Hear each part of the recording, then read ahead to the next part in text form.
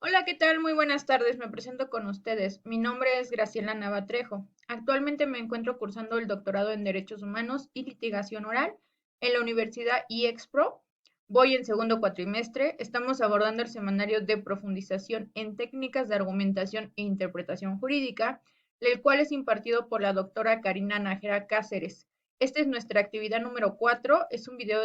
educativo con respecto al análisis de una sentencia de juicio de amparo. En esta breve introducción vamos a entender que el trabajo que hoy presentamos va a tratar de temas y de elementos resolutivos, de fundamentación y argumentación jurídica que realizó el juzgador para poder realizar la resolución, la definición de lo que es la sentencia del juicio de amparo, número 159, diagonal 2017, guión, fracción cuarta. Asimismo, como también vamos a estar empleando el análisis, el estudio y la investigación de diversas lecturas que fueron aportadas para el desarrollo de esta actividad, así como el video o los videos que nos fueron proporcionados como material de apoyo para poder realizar una postura crítica sobre el análisis de esta sentencia de amparo y como tal poder entender la relevancia, la importancia de los razonamientos jurídicamente válidos, de las premisas de la norma legal y cómo van a influir estas en una resolución, asimismo como los elementos internos y externos que vienen interviniendo dentro de esta determinación judicial. En el primer apartado tenemos los elementos resolutivos. Los elementos resolutivos vamos a atender a aquellos sobre los que el juez se basó para poder dar su resolución como tal. En primera instancia vamos a entender y vamos a identificar que el análisis que hace el juez parte de la insuficiencia de las pruebas, viene a constituir como tal también que hay una falta de elementos de la acción, de como tal de la penalidad que se le está requiriendo al quejoso. En este caso lo vienen a atender como el abuso sexual y el estado de indefensión de la víctima por el delito de pederastía, que fue el que se les acusa dentro de la acción penal correspondiente. El juzgador analiza cada uno de estos elementos de resolución y determina que hay inconsistencias dentro de las pruebas, así como dentro de las testimoniales aportadas, y que nunca se refirieron como tal a que el quejoso fuera el que coaccionara el delito contra ella o los tocamientos lascivos que se estuvieron refiriendo. Asimismo, también encontramos que este contenido viene a asemejarse dentro del artículo 182 del párrafo segundo y dentro del artículo 183, fracción primera del Código Penal. Asimismo, una vez de que él analiza toda esa estancia que está dentro de la carpeta de investigación, dentro de la causa penal, la autoridad competente, en este caso el juez, que conoce del amparo, concede el amparo y la protección de la justicia federal al quejoso, con la intervención de que es insubsistente o que se deje insubsistente como tal el auto de formal prisión, dictado de fecha 23 de enero del 2017 por ser violatorio de garantías individuales, en este caso de derechos humanos. Este tipo de emisión de resolución como tal, el auto de formal prisión aquí alude a que afecta directamente al quejoso y solicita se emita una nueva resolución de término constitucional que no sea contrario a la ley, ya que no se encontraron acreditados los elementos del cuerpo del delito y como se encuentra previsto y sancionado dentro de nuestro Código Penal, nosotros podemos entender que hubo demasiados elementos que le faltaron para poder dar pauta a esto. Dentro de la fundamentación jurídica que todo abogado, que todo juez debe de llevar a cabo, en esta fundamentación jurídica vamos a encontrar los rasgos de competencia, de que el juez que conoció del amparo es competente para poder conocer y resolver sobre la causa que se cita. Y para ello tenemos el artículo 35 y 37 de la ley de amparo. Asimismo, también tenemos como ámbito de constitucionalidad el artículo 14 y 16 de nuestra Constitución, donde se puede validar como tal la constitucionalidad, no se puede validar la constitucionalidad del auto de formal prisión reclamado. ¿Qué quiere decir esto? Que es contrario a las normas jurídicas establecidas dentro de nuestra Carta Magna. Asimismo, también a lo contenido en el artículo 20, apartado B, fracciones 3, 4 y 5 constitucional y el 214 del Código Adjetivo de la materia, así como el artículo 182 y 183, fracción primera, ambos del Código Penal, donde refieren el tipo de delito que es y los elementos que lo conforman, los elementos que se tienen que comprobar en un cuerpo de un delito para poder obtener como tal la responsabilidad de las personas que estén como inculpados. Asimismo, en la precisión del acto reclamado también aluden los artículos 16, 19 y 20 de la Constitución Política, donde se viene estableciendo el nuevo sistema de justicia penal que fue dictado a partir de junio del 2008 y que hasta la fecha se está realizando,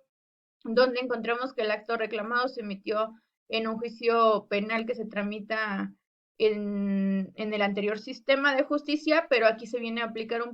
el principio de pro persona, que se debe de aplicar lo más favorable para la persona, aun cuando haya versado sobre esa regulación. Y esta es la fundamentación sobre la que el juez se rige para poder dar su resolución. No únicamente tenemos la fundamentación, sino también tenemos diferentes jurisprudencias que dentro del juicio de amparo citó el juez como tal, como criterios propios, como referencia del por qué no procedía o del por qué resulta improcedente o contrario a derechos humanos la resolución del acto de formal prisión en contra del quejoso, ya que es violatorio de derechos humanos. Asimismo, dentro de la argumentación que nos viene realizando nuestro juzgador para emitir esta sentencia, tenemos valoraciones diferentes de la argumentación. En primero tenemos el delito, la violación a garantía, los principios y las pruebas. Dentro del delito, como lo veníamos manejando, el juzgador, derivado del previo análisis de la causa penal, considera no acreditado el cuerpo del delito de pederastía, donde le hacen falta demasiados elementos y datos de pruebas para poder comprobar que el quejoso tuvo parte en ese delito. Dos, tenemos la violación a garantías individuales, que es el auto de formal prisión decretado en contra del quejoso, el cual es violatorio de sus garantías, en este caso de la presunción de inocencia. Tenemos también los principios, donde vienen a invertir estos principios a demostrar una inocencia que todavía nos viene refutando nuestras normas jurídicas, de que nadie puede ser acusado de ser culpable hasta no tener lo contrario. Entonces aquí es donde viene este principio de presunción de inocencia y las pruebas, coaccionando con el principio de presunción de inocencia y con el principio indubio pro reo, faltan las pruebas para poder corroborar que el delito cometido fue por parte del quejoso o fue de forma lasciva, como se viene generando, porque hay que tomar en cuenta que los delitos en el ámbito sexual son los que tienen o los que tienden a tener un poco de problema para poder influir sobre cómo se puede ir determinando. Tenemos asimismo también lo que viene partiendo sobre lo que es una postura crítica. En esta postura crítica se pretende dar nuestro punto de vista. Bajo este contexto de ideas vamos a entender que se genera toda una causa penal por un delito sexual, donde el Ministerio Público, los asesores jurídicos de la víctima, que era una víctima menor de edad de 16 años de edad, quien había salido de fiesta con sus amigas, se entiende que en ese hecho, en ese día, ella sufrió el delito de pederastía, realizado no por un sujeto, sino por aproximadamente 3 sujetos más, quienes de ahí se la llevaron en plan de fuerza a una casa habitación y fue coaccionada para poder realizar este delito, ¿no? Pero en esta postura crítica, el juez lo que nos refiere es que faltaron demasiados medios de prueba que pudieran comprobar que el quejoso tuviera parte de la intervención, además de que dentro de la interpretación de la norma jurídica nos maneja de que debe de existir un abuso sexual o que existió un abuso sexual y que debe de ser lascivo. Asimismo, que la víctima se encontraba en estado de indefensión cuando refiere el juzgador que no es posible que estuvieran en indefensión porque hubo momentos en el que el auto estuvo parado y en el que el chofer le solicitó que se pasara para adelante para evitar que le siguieran tocando los senos y la vagina. Ella refiere que fue tocada sin voluntad por medio de sus senos y posteriormente en la zona vaginal, donde también introdujeron sus dedos y posteriormente su miembro viril en la habitación a donde se la llevaron. Sin embargo, aquí no hace referencia a que el quejoso fuera quien la coaccionara, quien realizara el delito directamente contra ella, sino se está refiriendo también a los otros dos atacantes, por así decirlo. Sin embargo, no se encuentran las leyes o más bien ajustadas a los elementos, o sea, nos faltan elementos de prueba. La ley la podemos interpretar sobre una determinación del delito, tiempo, modo, lugar, los hechos que se vienen configurando sobre los elementos de los delitos. Y la interpretación jurídica nace de la norma jurídica sobre la sustancia que nos da sobre el delito que es, cómo es que se puede configurar, cómo es que es un delito y los elementos internos y externos que la constituyen. Internos va a ser la norma jurídica como tal y externos van a ser todos aquellos hechos que den origen a ese delito. Y de ahí nosotros vamos a entender que la interpretación jurídica tiene un alto impacto en las resoluciones porque va a ser la forma de interpretación jurídica que se le va a dar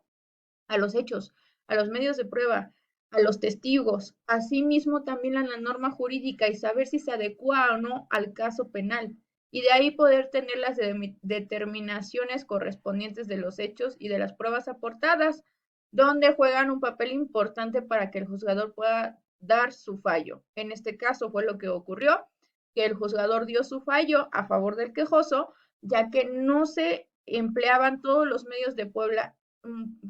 todos los medios de prueba idóneos para qué, para comprobar el delito. Entonces aquí surge esta importancia. Como lo veníamos refiriendo, las pruebas son insuficientes y deficientes para la resolución, falta de pruebas y no concuerdan con las testimoniales. Aquí como lo viene manejando el juzgador, las pruebas testimoniales, en muchas ocasiones las declaraciones, la testimonial que dieron, no versa, no coincide, porque unos dicen, es que el auto se paró, es que el auto iba más despacio, es que el acto se realizó en el auto, es que el acto se realizó en la habitación. Entonces ahí tenemos esa discordancia. Además de que agregan también de que era la más consciente del grupo de amigos que iban. Entonces también eso deja como parámetros abiertos para poder interpretar los hechos que surgieron en ese momento.